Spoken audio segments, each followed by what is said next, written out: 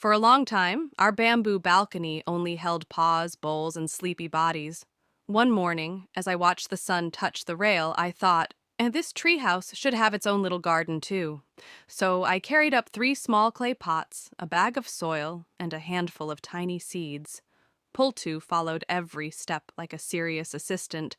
Jojo walked the rail above us like an orange foreman checking the work.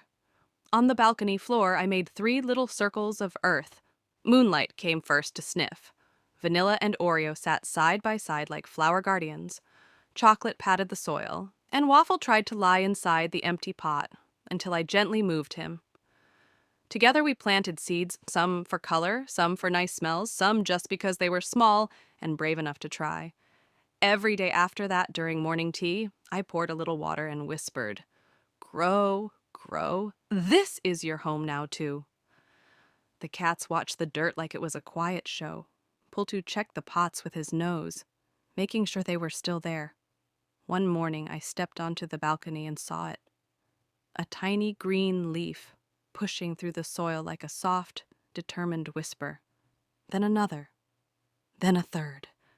The bamboo tree house had grown a garden.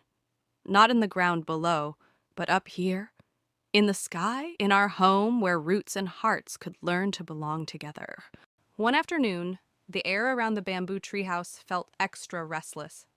The branches creaked, leaves brushed each other, and the wind kept circling us like it wanted to say something, but had no voice. Standing by the round window, I thought, this breeze deserves its own song. I went down to the yard and gathered a few thin pieces of bamboo, some smooth shells, and tiny bells that once lived on old collars. Pultu followed me like a serious assistant, nose-checking every piece. Jojo balanced on the balcony rail, watching each knot I tied with sharp orange eyes. On the floor of the treehouse, I strung bamboo, shells, and bells to a simple ring. Moonlight sat close, her eyes tracking every swinging string. Vanilla and Oreo watched like strict judges. Chocolate tried to grab a dangling shell, and Waffle kept sticking his head through the ring like he wanted to wear it. When it was ready, I climbed to the doorway and hung the chime just outside the round window. For a moment, the world was quiet. Then the breeze found it. Clink, tink, tick, tick. A shy little song moved through the bamboo walls. Everyone went still.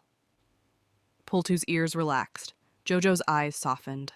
The cat slowly lay down as the sound wrapped around us like a lullaby.